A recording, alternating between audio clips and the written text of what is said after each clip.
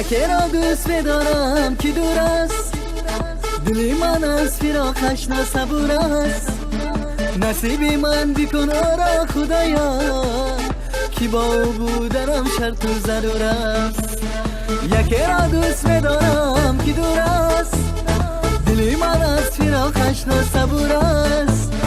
نصیب من بکن آرا خدایا، که با او بودنم شرط و ضرور است.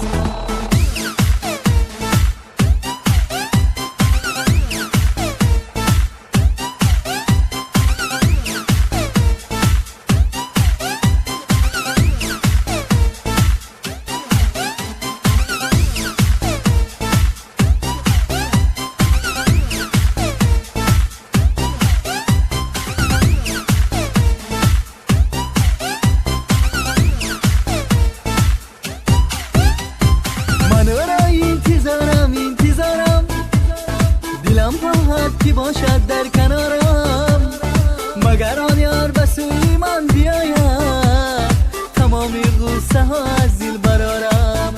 باران بارد آفتاب فراید، جان و دل من کی نزم بیاید. باران بارد آفتاب فراید، جان و دل من کی نزم بیاید.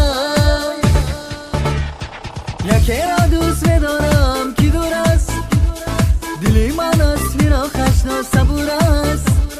نصیب من بکن آرا خدایا، که با او بودنم شرط و ضرور است. یکی را دوست بدارم که دور است، دلی من از فراقش ناصبور است.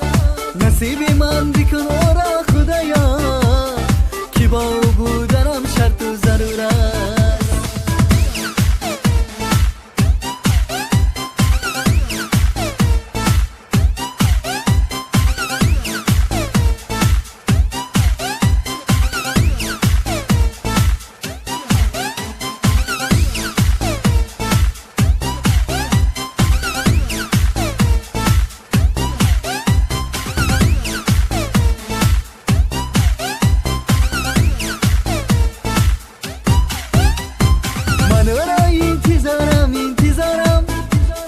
دلم خواهد که باشد در کنارم، مگر آن یار به سوی من بیاید، تمامی غصه ها از دل برارم.